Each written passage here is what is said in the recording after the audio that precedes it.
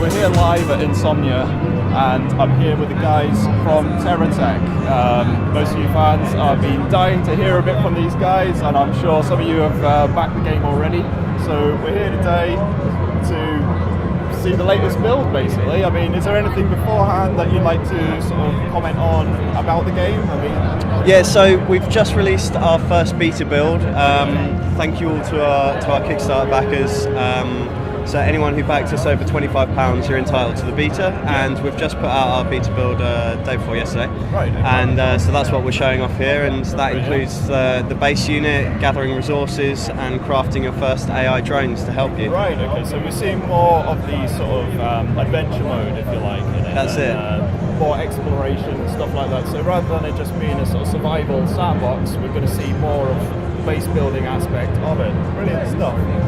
Anything else? Yeah, no, it's just a very exciting time for us because, you know, we've been talking about these features for a long time. People have been wanting to see them. Now we've got the beta build out. We'll be regularly updating this all the way through to our early access release. Quite exciting as well, isn't it? Because people are going to be getting updated information Definitely at a regular basis and that, and see the game unfold as you go. So anyone who buys into the beta program now, which is on sale through our website, can then get into this regular access program all the way up to early access if they want to get in right at the start. And the website can obviously be found on teamboonana.co.uk, so check it out.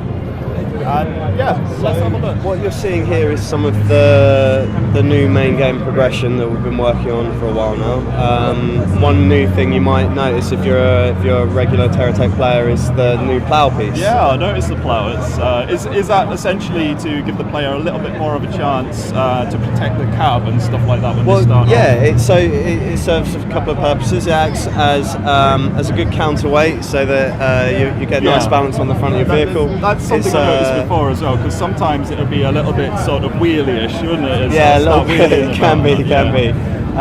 It also acts as a good shield for your early battles, and as you can see what Russ is doing with it, you can push resources around. It's obviously not the best tool for the job, but early in the game when you're just starting out, aren't you? So, before you get any tractor pads, which are really the best tool for it, it allows you to get your first resources to your base. So here's the base. What Russ is doing here is feeding the force field generator. Yes, that's it. That's brilliant. It. So the base is powered on wood. It's powered on the organic energy within the wood, and you feed the wood into you gather it from the trees, obviously, and you feed it into the base, and it powers up your shield. So you have to keep your base powered in order to run the other functions of it, and also to run the shield, which keeps out the enemies. So eventually some enemies are going to come and attack the base, and they'll try and knock down your shield. So you need to make sure that it's well stocked with wood to keep that shield up. So is the shield essentially impenetrable to the enemy as long as you keep it stocked with resources? That's it. So, but every time they attack it, they're going to consume more resources, consume more of that wood, and eventually break through. Is there any way of upgrading the shield, or does it just get larger with the more resources you add to it? So it gets larger to a certain point, depending on how much wood you have there. I mean we've got lots of add-ons, turbochargers planned for the base unit. There's none there yet, but there will be. So watch that space.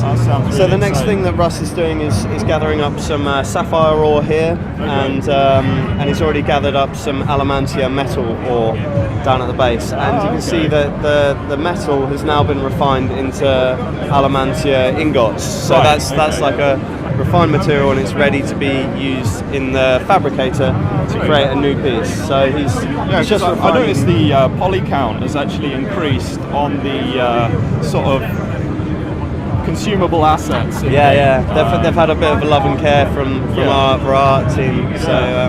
So what he's done here is just taken some alamantia ingots and some sapphire crystals and fabricated them into a little tractor pad which he's got on the back of his vehicle. So we can collect more. Yeah, that's going to make collecting things a lot easier. I'm assuming there's going to be a direct relationship with the on-vehicle tractor pad and the one at the base, so they're going to automatically transfer over. Yeah, that's it. So you can see that happening now. It grabs hold of those. And the power source there is going to eat loads more wood, and the shield grows. And so as you move on with this, obviously at the start of the game it's all very well and good collecting a few resources and doing this sort of thing. But as you move on, the things that you want to craft are additional cabs, so you can build additional vehicles, and then AI modules, which will allow you to build drones. And the drones obviously can be told to go harvest things for you or protect your base.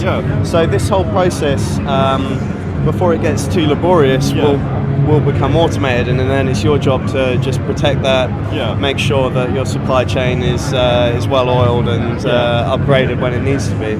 See, I had a feeling that was going to be an element in the game, because I noticed when I was going through some of the game files and having a look at the bug reports and stuff like that. I mean, one particular glitch I had in the first build that you guys gave to Team Boonana was that you could take the cab off of an enemy AI vehicle, apply it to your own, and then if you remove your own cab from the vehicle that has already got an AI cab on, it becomes neutral to you, but it becomes autonomous. So you can start essentially creating life. All the bits on the battlefield you can start creating, they just go around on their own, you know. So there's definitely elements of this sort of drone-like behaviour. Oh, absolutely. I mean, like, we've always been planning this all the way along, but this is the first time, this beta build is the first time that people will get their chance to actually build their drone followers. So just a moment ago, Russ was also doing something with the blue piece of the base, which is the delivery cannon. And the idea with that is that these resources, you don't just consume them to create your own pieces. You also have to send them back to Earth in exchange for currency. So that's what's counting up at the top there. With that currency, you can unlock new crafting recipes for high tier blocks. And so that's how you gain access to the best weapons. So there's like a tech tree that you can purchase blueprints for, essentially. Yes, exactly that. That's it. But yeah, so that's some of the base unit.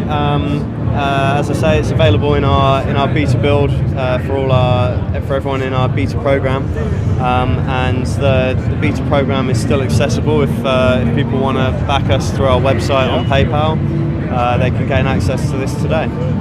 Again, there's probably going to be a link for that on the Team Boonana website, you know, so anybody wanting to be redirected to that, just have a look at the latest update on the website that we'll be doing soon. Well, thank you very much. Hey, thanks very much, guys. No problem.